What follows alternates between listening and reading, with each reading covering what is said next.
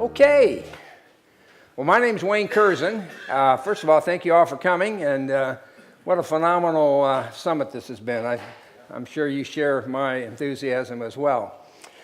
Our subject today in our short 45 minutes is EOS, the Entrepreneurial Operating System. It's actually defined in a book called Traction. You notice I've got 5 books up here because there's 5 books for different people. Traction is the textbook. Get a Grip, which I'll be giving away at the end here, is a fable or a story of a company implementing. And we've got How to Be a Great Boss for All Supervisors. What the heck is EOS for all people in the company running on EOS? And the last one, Rocket Fuel, which I know a number of you are familiar with, and it's about this whole relationship between these 2 roles at the top called the visionary integrator. So when I look at EOS, from a Christian standpoint, to me, it's a stewardship tool to help you be a better steward of the resources, the people, and the opportunities that God has blessed you with. And I'd like you to turn to the person on the left and the right. Some of you are going to have to get closer together maybe, but shake their hand and say goodbye. Go ahead, left and right. Goodbye. Goodbye.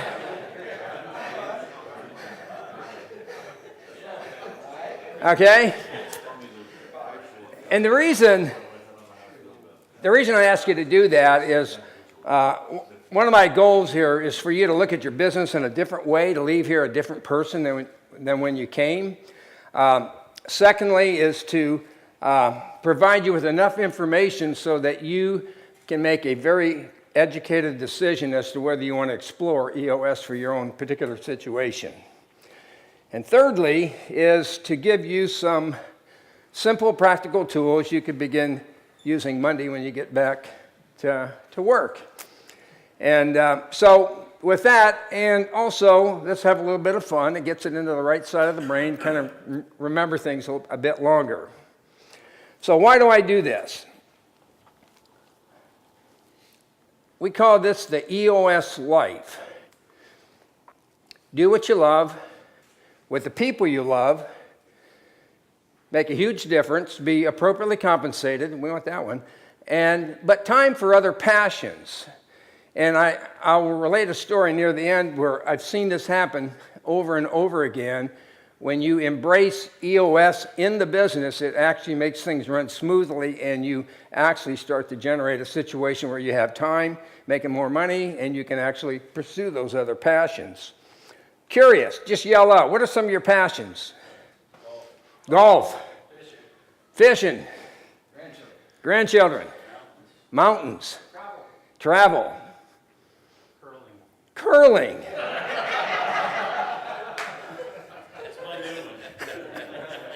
That's an athletic event, right? Okay. What you have there on your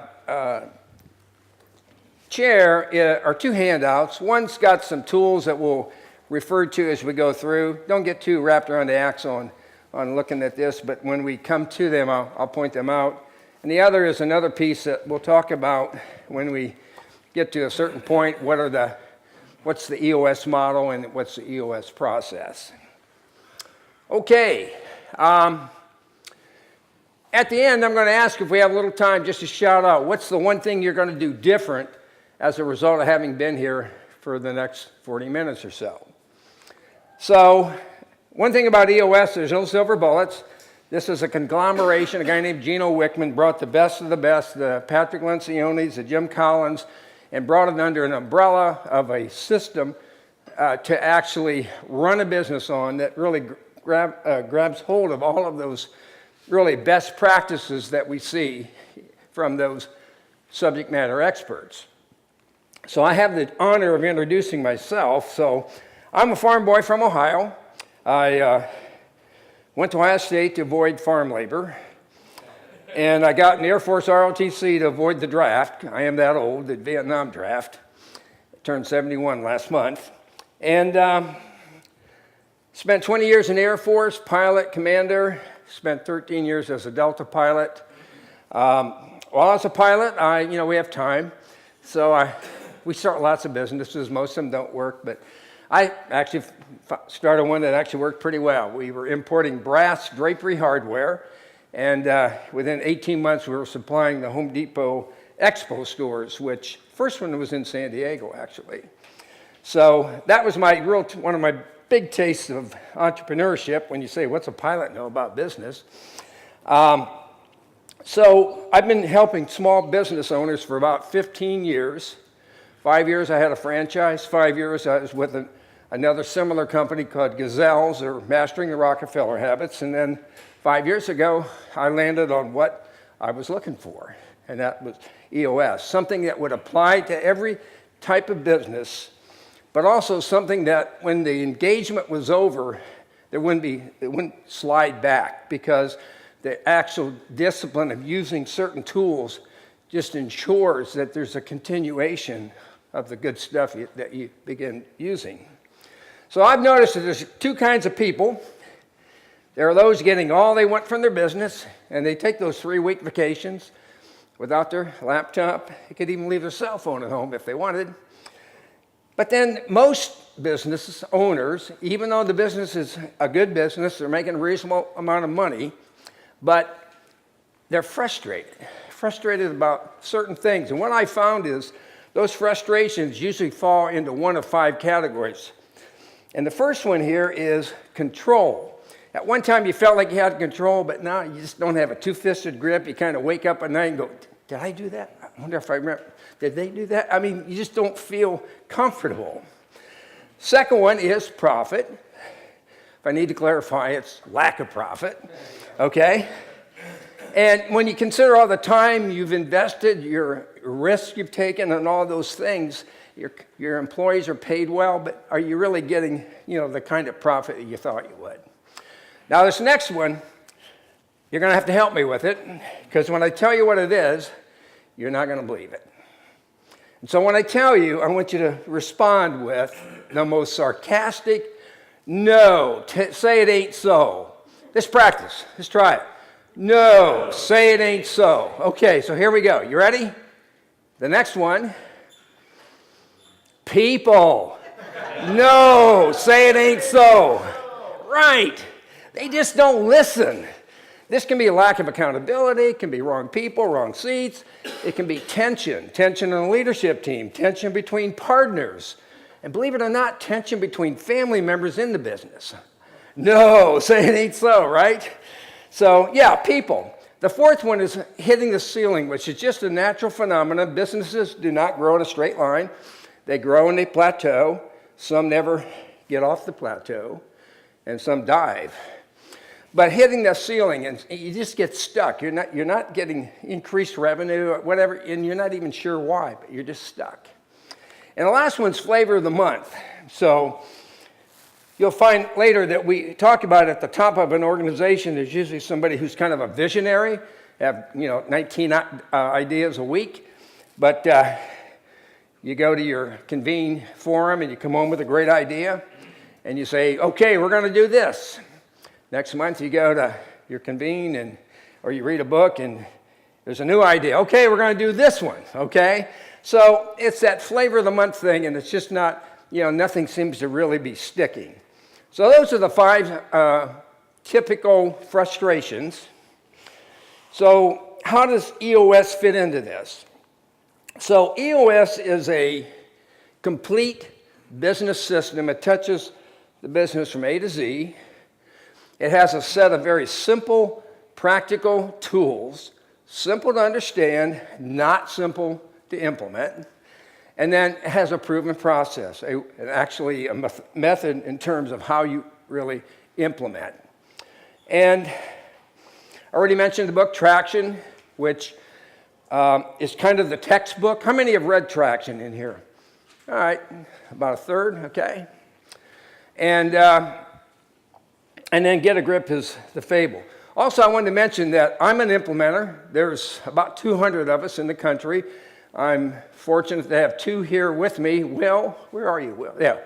Well, Chris here, and over here's Chris Duncan. Guys that do what I do. All right.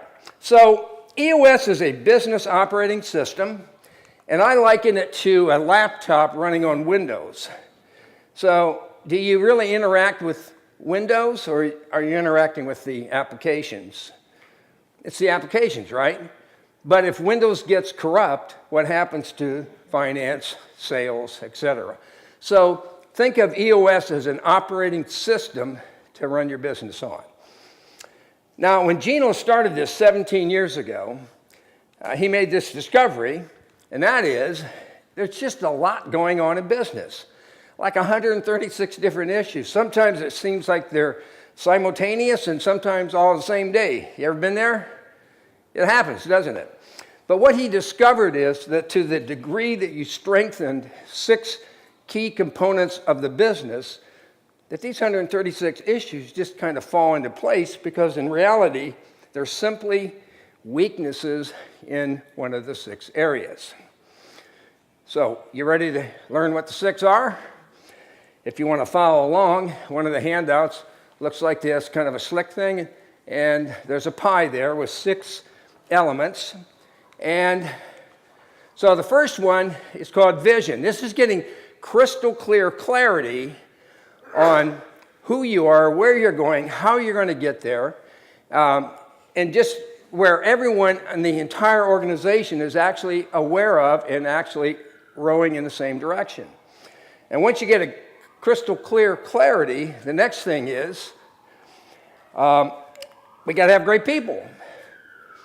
If you had a choice of great people, mediocre product, or mediocre people and a great product, which would you rather have? The great people or the great product? The great people, they just overcome stuff, don't they? Yeah. So, with a great vision, solid people, the next question is, how well are we doing? And the only way we're going to really know that is to have what we call data. Maybe you call it metrics, key performance indicators, KPIs, but rock solid data so that you truly have the pulse of what is going on. And the interesting thing happens when you have good data, issues all of a sudden show up. They were there, you just didn't see them, okay? So our 4th component is what we call issues. And this is a way of identifying, tracking, prioritizing, but most importantly, solving your most important issues. And we know the success of any organization is going to be directly related to the ability to solve the most important issues. Make sense? Number 5, the way we're going to be able to scale, the way we're going to be able to provide a consistent service or product is to have processes. And you'll hear throughout that less is more. What we're talking about here is what are the 20% of the processes that give you 80% of your return, and then let's document them in a very clear, easy to follow way of documenting. And also then, our last one is traction. This is the execution part. There was an article in Inc. magazine about 7 years ago that said it was about why CEOs fail, and it said 70% of CEOs fail due to poor, what do you think? Execution, right. So, yeah, this is the most important one. No secret here. It's at the bottom because we're taking that vision and now we're going to execute it. Any questions? So those are the 6 areas. It would be great if we could get to 100% strength in all 6, but that's never going to happen.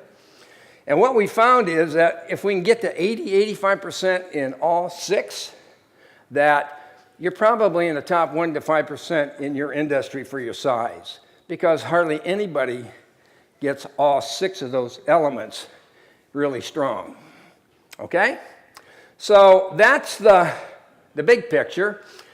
You'll notice here that each of the 6 areas have 2 tools or disciplines.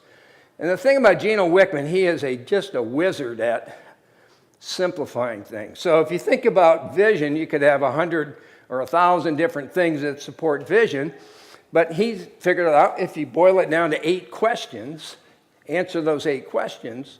And so each one of these have 2 disciplines. I'm going to spend a little time in the vision and people and go pretty fast through the rest. Now, just so you have a feel for how fast we're going, it takes the typical company 3 full days to complete what we're trying to talk about here in 45 minutes, okay? So understand it, it's kind of fast. We want to save a little time at the end to answer questions, and of course I'll stick around as long as I need to. Okay, so let's look at vision. Vision's about answering 8 questions. In your handout, you'll see the first tool that I'm introducing you to. It's called the Vision Traction Organizer. And in the shaded gray area, you'll see there are 8 questions. And so we have determined if we can come up with crystal clear answers to these 8 questions, that we have defined the company's vision. So we start with core values, which define the culture. Then core focus, which you may have called it mission, vision, or whatever, but this is why you're in business and what you do better than most anyone else. And I'll go through that in a bit more detail in a minute. Then where are we going? A 10-year target, a marketing strategy, a 3-year picture, a 1-year plan, quarterly rocks and issues. Okay? So let's start with number 1, the core values. And by the way, we're answering the questions, as you can see: who, what, why, when, where, and how. So, core values. Who's got core values in here? Care to share 1 or 2? Honest, flexibility, Excellence, flexibility, respect for the individual. Integrity, excellence, accountability, teamwork, and relentless improvement. So if your people in your organization can say them that fast, then you've actually penetrated. Okay?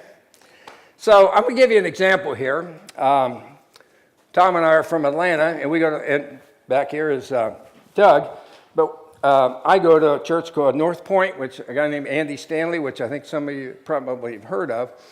15 years ago, they broke away and began this church. But anyway, what I wanted to point out here, the core values, they actually call them a behavior covenant.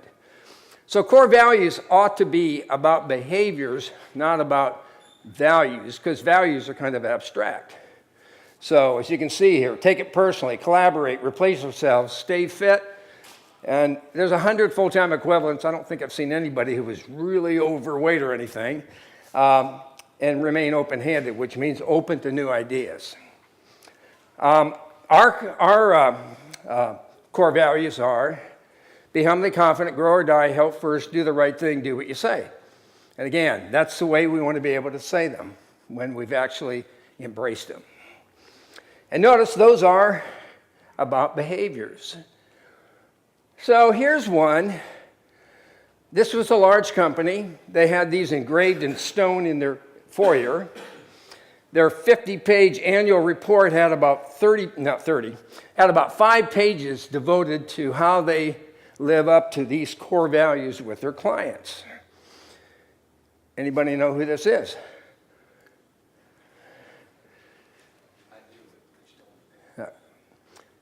Okay, Enron. What was their core value? The point here, too, is you cannot go and download the Ritz or Chick-fil-A, somebody else's core values, and put them on T-shirts and banners and expect that to have any impact on your organization, because core values are discovered. Now, again, we can't spend a lot of time here, but the expert, I suppose most would agree, when it comes to team leadership, is Lencioni. He's written 12 books, 5 Dysfunctions of a Team, the most popular. So he defines things that are not core values. An aspirational one is one that you don't really have, but you've written it down and wish you did. That's not a core value. Okay? It's aspirational. Accidental. So a Silicon Valley company decides they're going to articulate their culture. And they look around and everyone's dressed in black, have piercings and tattoos, but they realize that's not really going to take them into the future. That's not a requirement to be here. Now, this last one is permission to play. So how many have integrity as one of your core values? I know you do, because okay? So don't shoot me. I'm only the messenger, okay? So a little excerpt here from Lencioni, and make sure my speaker's working. Most important. What's a core value? It's There we something go. that's inherent. It's true. You don't make it up and hope for it. It's something that's already there. When I go into a company, we talk about core values, and I help Southwest kind of crystallize their core values. I certainly didn't come up with them. You look at what they say and what they do and what they believe already, and you say, that's what we have to protect. The problem is that these other values that get in the way and confuse things and dilute the meaning of our core values. So really quick, let me tell you what those other values are. First of all, there's values that I call permission to play. These are minimum standards of behavior. They're important, but they don't differentiate you. Because every company I work with says, well, Pat, one of our values has to be integrity. I don't let them do it anymore. No honesty, no integrity. Okay, if you're the Boy Scouts or the Girl Scouts, or maybe Hewlett-Packard in the old days. But most of the companies I said that to, I said, why do you think that? Well, you just have to put it on there, Pat. People are going to think we don't have it if we don't put it as one of our core values. I work with a company, I argued with them for a day about this. Over the course of the day, I said, no. And the next day, they're in a meeting, and they're like, you know what we should do? We should go pretend that we're going to hire our competitors' salespeople and ask them who they're selling to and figure out who their clients are. And I was like, you really still think that's integrity? Well, okay, maybe it doesn't apply then. And I'm not trying to take an easy pot shot here, but Enron listed integrity as one of their core values. And then that's too easy. I mean, that's shooting fish in a barrel, you know. But the truth of the matter is, this is very common in our society, and it's one of the problems we have is everybody says it, so we don't think we have to do it. I say, don't even put it down. Say this, it's permission to play. We're not going to hire anybody who cheats, lies, doesn't tolerate other people. Okay, it's important, but it's a minimum standard that we're going to screen for, but it's not what makes us different. Because if it's going to make you different, you better be prepared to have great cost associated with it. Will you do things that will hurt your business to prove that's what a core value is? You will not abandon it for any monetary benefit. Okay, so he made a comment there. If you list integrity, it won't differentiate you. Well, why is that important?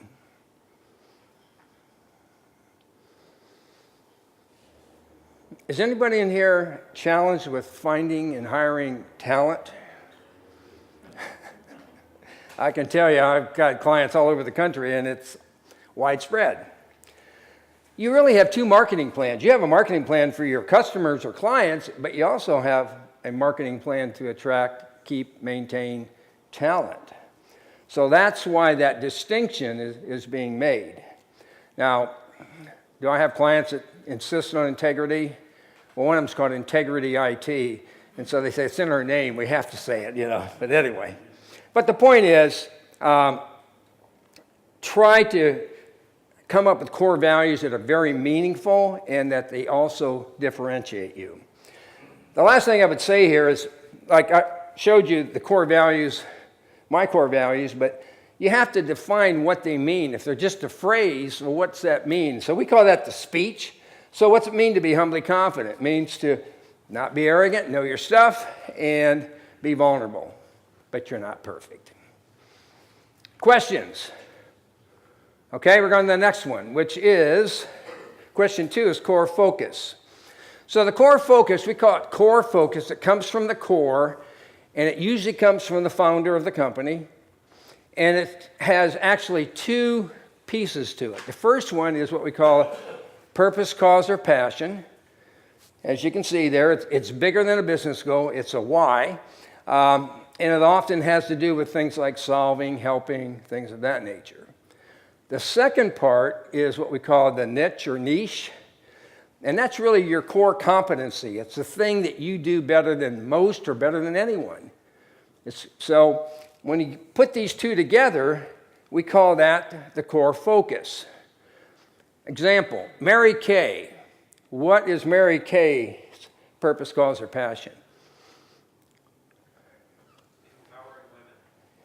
Oh, you've heard this before. That's right. It's not to make women beautiful. It's not to make people feel good about it. It's offering opportunity to women. Oh, by the way, we got this makeup line. It's pretty good, and that's how we do it. Okay?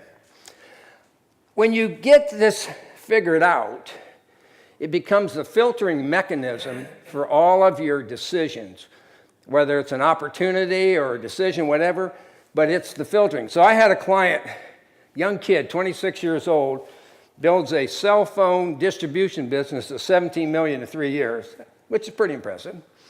And then he decides he needs an ERP, an all-encompassing software program to actually run his company. And he looks around, finds out what it costs, and he goes, I'm not paying that. So he hires 3 geeks. 3 years later, $250,000, he has junk. See, he was great at distribution, but he had nothing. He didn't know anything about developing software. So the point here is your core focus keeps you in line and on target to what you really, really do and do well. Questions?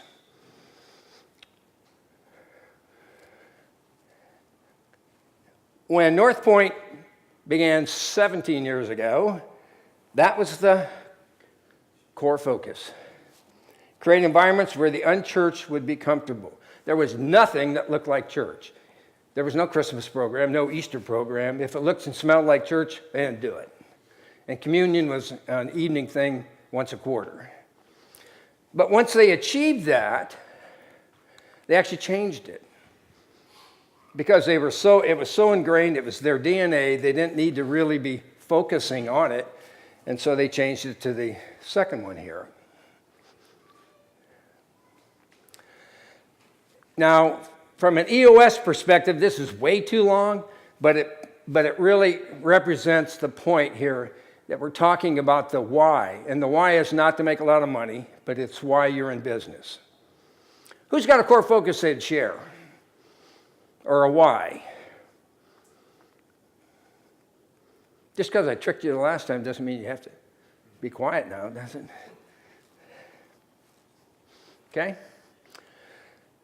So, this is my core focus. Help entrepreneurial owners and their teams realize the EOS life. And the niche, companies with 10 to 250 employees, and ownership, leadership that truly wants more. Typically, they're members of peer-to-peer groups because that says they don't think they know it all, and they're looking. Okay? Questions? All right? 10-year target. That's the next one, and that can be anything from 5 to 30 years. And unless you have a direct line to God, 30 years out is pretty tough in this particular fast growth situation that we're in. And it's expressed as a SMART goal. Now, a SMART goal, anyone know what that is? Probably a lot of you do. It's specific, measurable, achievable, realistic, and has a time limit. And any goal that doesn't have those 5 characteristics really is not a goal. You have to be able to know when success has happened, okay? So the 10-year target's where we're going. Then marketing strategy. So now we're into the how. I'm going to spend just a little bit of time here. The first part, as you notice there on the handout, there's 4 parts to the marketing strategy. The first one is what we call the target, the list. And I might need to really clarify that this is a marketing strategy and not a marketing plan. The marketing plan comes after you get the strategy figured out, okay?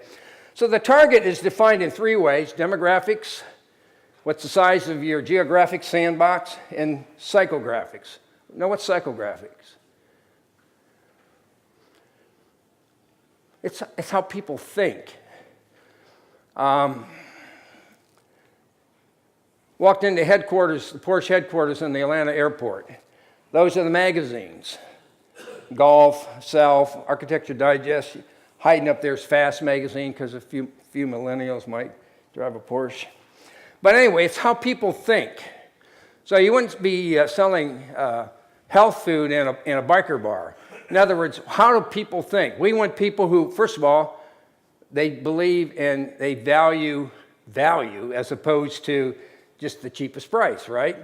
So it's getting clarity as to what that list looks like, because what we're designing here is where are we going to put our money and effort in terms of marketing? It doesn't mean we don't serve maybe customers outside of our target, but we're not going to spend money and effort to try and attract them when, in fact, they're not really our ideal client. 3 uniques. So why you and not your competition? So if you're getting your hand out there to the next page, just a little exercise. There are really 3 kinds of companies. And we have the innovators, the operational excellence, and client experience. So on the handout there, you can see the innovators are the Apples, the Googles, they make market disruptors, usually have high profit. The operational excellence are those that have high volume, usually low margins. Walmart has got logistics down, Ubers and so forth. And then client experience. And we think of what? In the hotel business, it's the Ritz, Nordstrom's, Zappos, Starbucks. It's an experience, right? So here's what I'd like you to do. Draw a dot where you think you are today. Draw a dot.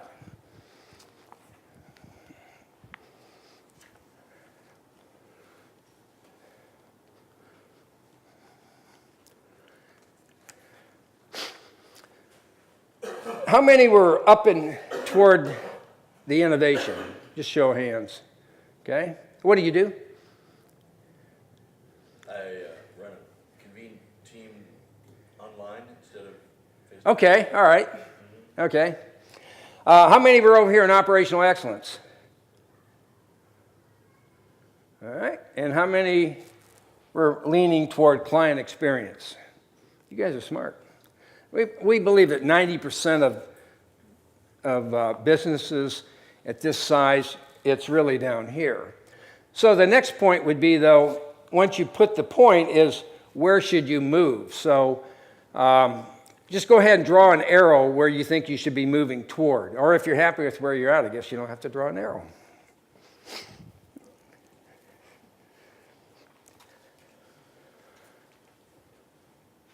The point of this is your uniques need to play to what kind of a company you are. So if you're a client experience company, then your uniques need to speak to that. Make sense? Yes, sir. We try to blend, I think we're toward client experience, but we definitely are working hard on operations. Well, yeah, so it's not like you're here or you're there, but you could be here, you know. And it would be pretty hard to have good client experience if you didn't have operational excellence. I mean, all right. Does that answer the question? Okay. So all I'm saying is your uniques, and we don't have really much time to spend on this further, but 90% of you in this room are probably leaning toward client experience. Any comments? Disagreements? Okay? So when you develop those uniques, put yourself in the... I was just with a new client in Memphis on Monday, and I looked at their core values. They're on the website, and they look like a marketing message. So those are not core values. They're actually creating core values that they're really trying to represent what makes them unique. All right, here's examples. When you can put a quantity on something, it makes a big difference.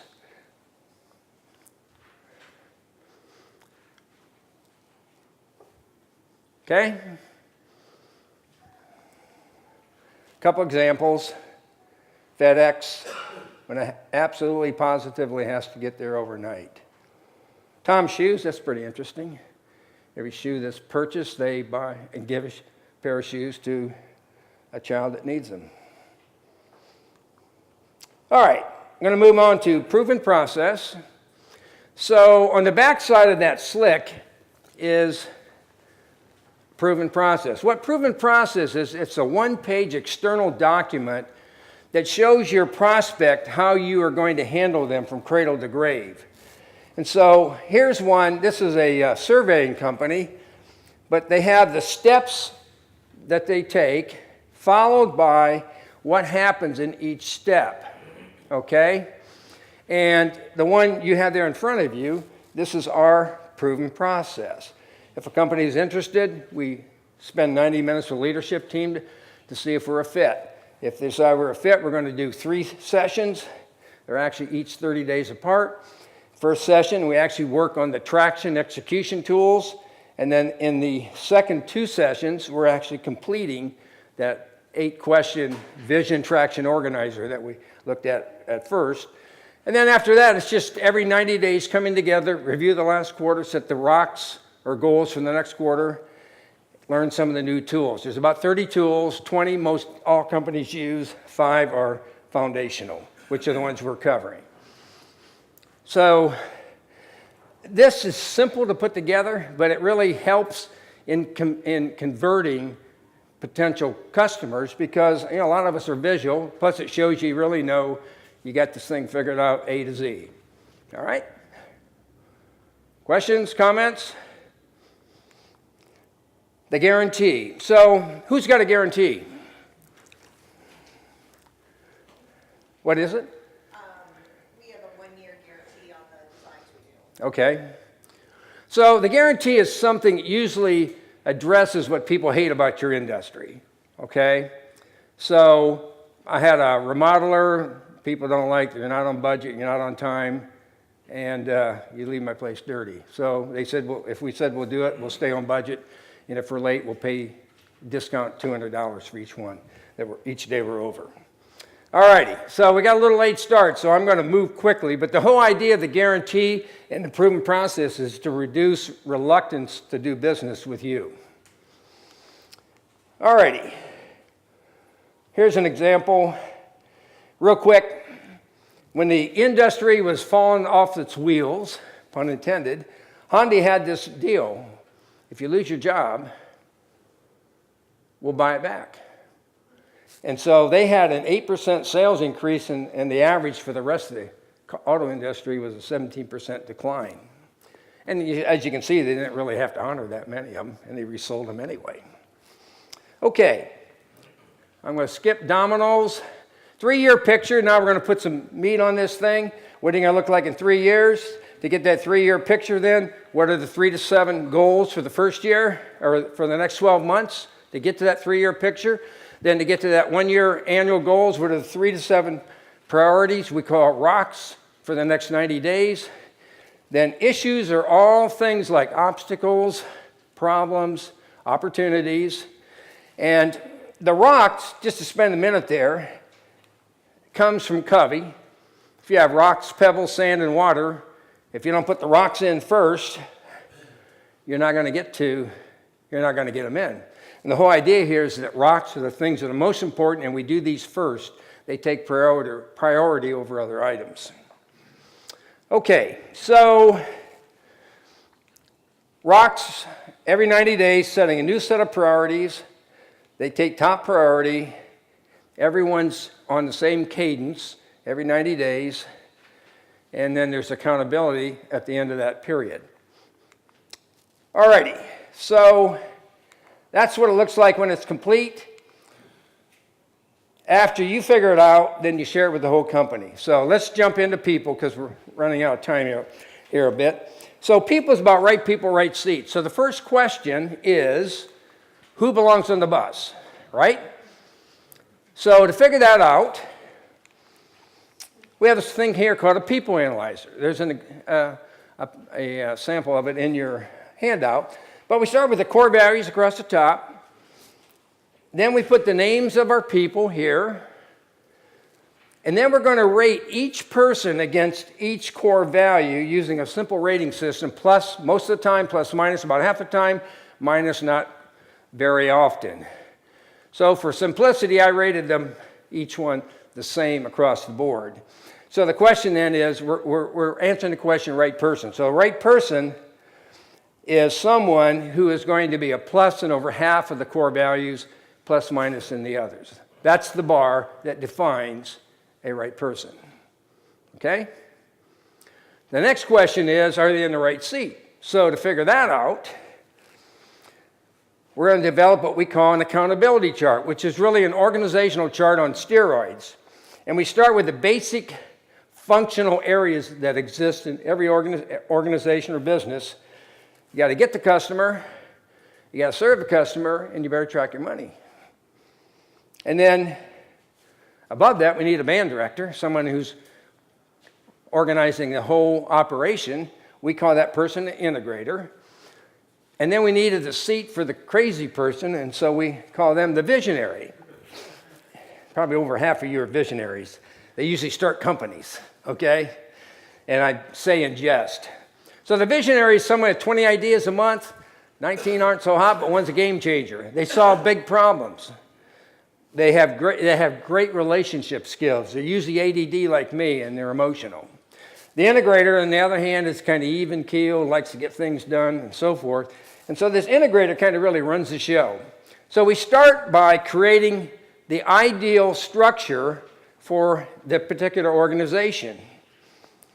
And we don't consider the people. So we're looking 6 to 12 months out, create the structure that we feel will be the best structure for us to use and to fulfill our vision. And then the question is, now we're going to take the people that we currently have on board and we're going to put them in these seats. Before we do that, though, we're going to define in each of those seats what are the 5 key areas of accountability. So now we're getting real distinction. Who does what? Who's accountable for what? So once that's complete, then we put names in the seats. I'm from Atlanta, Georgia. That's one person, okay? So Jim Bob's got operations, customer service, make the product, provide the service, inventory control, process management. The question is, can Jim Bob do the job? So we ask 3 simple questions. GWC, does he get it? Does he want it? And does he have capacity to do it? Get it? You understand that one? Want it? Really wants it? Capacity has the mental, emotional skills, and also the time to do the job. And so we go back to our people analyzer, put GWC at the top, then we're going to rate each person, and the bar here now is 3 yeses. So what happens is you end up with 4 possibilities. Right people, right seats. Right people, wrong seats. Wrong people, right seats. Wrong people, wrong seats. Sally is a right person in a wrong seat. What do you do with her? She just doesn't get it anymore. She can't keep up with it. She can't learn your new app that you run the business on. What do you do with someone like this? Try to find a different seat, and if you can't, help her find a different situation. Okay, then John, he's your best sales guy. You have 5 salespeople, and he's 60% of your revenue. But he's a total ass. All right, what do you do with him? Give him a raise.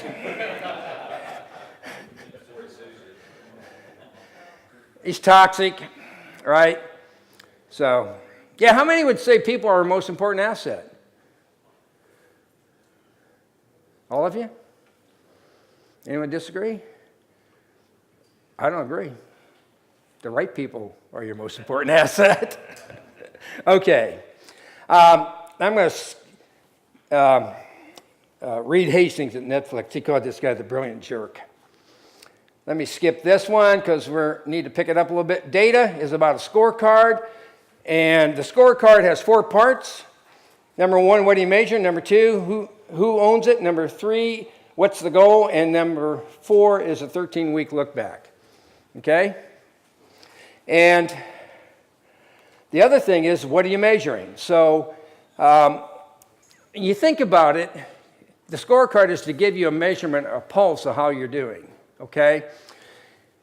Every company kind of wants to know the answer to these questions. So if you start with those 5 questions and then start to build around it, what are the numbers that actually help us know how well we're doing in those areas? you're going to come up with the basis of your scorecard. And, we say everyone should have a number. So I was getting on the Delta in Atlanta about 3 months ago. As I walked into the jetway, I saw this: please rate your boarding experience. My question is, how much harder is that person who is boarding and controlling that process? How much harder are they working knowing that we're going to rate them? And if we did nothing with the number, they'd probably still work 20 to 30% harder, right? So that's the purpose of having a number for everyone. Okay, issues. Issues list. And issues are kind of like squirrels. You're doing something and then somebody knocks on your door and, hey, we just messed up with our biggest customer. And so they're like squirrels. They just disrupt things and you can't find them, you can't chase, or you chase them and they're hard to get a hold of, but they're also like dandelion, okay? So a dandelion field is yellow, but I mow it, what color is it? It's green. A week later, what color is it? Yellow. Cause why? We didn't solve the root cause. And so the way this works, we have an issue list, and these are examples that might be on an issue list. But then how do we solve those issues? And we call this IDS. And you want to write this down. This is so profound. Identify, discuss, and solve. So here's what happens in most of the situations I see. Something happens, we just start discussing. And we keep on discussing and discussing and discussing. We don't take any action. We're running out of time. The problem is we're discussing the symptom. We should spend most of our time actually identifying what is the root cause. Okay? Once we get that identified, when we go into discussion mode, we want everyone's opinion, but we only want it once. And if somebody goes on a rabbit trail, somebody should call out tangent alert. That tangent's probably another issue. The solution or action items. Okay, so example here, number one issue on the issue list is Andy's in the wrong seat. So we go through the process, we get that people analyzer out, and come up with actions. I'm going to skip that for now. Process is just simply this: documenting your 20% that give you 80% of your return, and make sure that they're simple and easy to follow. And then here's some guidelines in terms of documentation. What happens so often is we have complex flowcharts, checklists, blah, blah, blah, and there's actually sitting in a 3-ring binder collecting dust, right? So the second thing, though, is the important one. How many have processes, but people don't follow them? Okay? So we need to build into that some way of knowing that they're being done. It could be an inspection. It could be a scorecard item. If you're a builder, it could be the punch list. When you do the punch list, you know if people really followed their process. And lastly is the traction part. And the two elements here are the rocks that we established, those 3 to 7 priorities, and meeting rhythm. And meeting rhythm is simply this. You have a 2-day annual every year.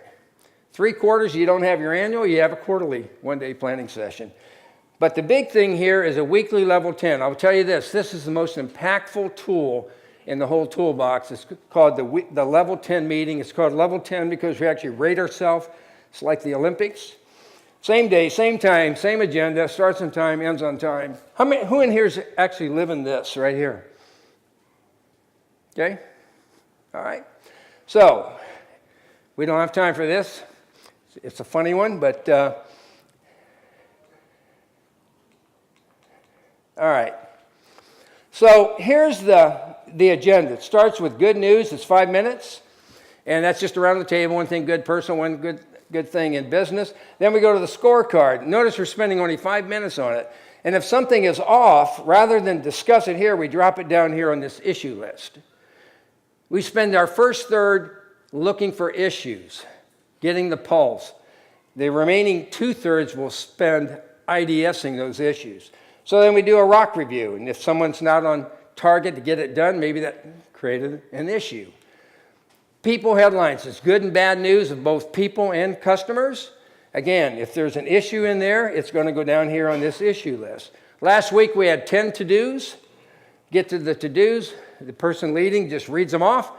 Done, not done. And so we get to the end. We had 10 to-dos. We got 8 done for 80%. Now we'll discuss the ones that did not get done. Then we go to our issue list, which grew as we went through this, and we IDS the issues, which create to-dos, which will show up next week on our, and those are, again, we're shooting for a 90% completion rate, so this is built-in accountability.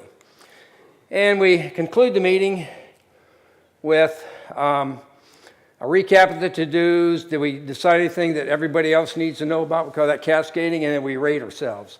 How do we function as a leadership team? That's called the Level 10 meeting, and I can tell you after 3 to 6 months, I've never yet had any leadership team, even one person, not say that that is not, that's the most important thing that's in terms of what's working. Okay? So, 1/3 pulsed, 2/3 solving. So that's a 6, and we don't have time for that. So anyway, I wanted you to appreciate the value of running on a business operating system, a defined one. Give you enough information to decide if you want to further explore EOS, and then give you some simple tools that you can take with you. I hope you'll jot down one thing that you're going to do differently. And to wrap this up, if you're creating a great culinary dish, you know, you have your favorite restaurant, and you have your favorite meal, and you're inviting some real special friends over, and you want to create that, and you go and buy the ingredients and get the recipe, and you do it, it's just not as good, is it? What's the difference? It could be that chef who went to 2 years of culinary school, who's made that recipe 1,000 times, and he's tweaked it. So, yeah, it's the chef. And so that's where we come in. If you look at it, EOS is the ingredients, the recipes, the proven process. The help comes from a certified or professional implementer. You can self-implement, and I think some have actually accomplished that pretty well. I've just never met them. So anyway, that's my show. And the last page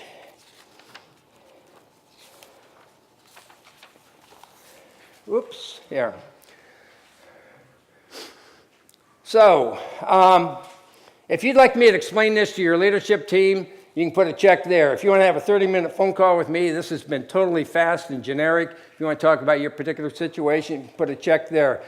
If you want a free organizational checkup on your business to see how it looks, you can do that. And a free book, Get a Grip. And I think I have enough back there for all of you to have a free copy. If you don't get a copy, come back by my table, and I'll get you a copy, because I don't want to take them home. All right, I know this is fast. Any quick questions? All right. Okay, all right. So, thank you for your time.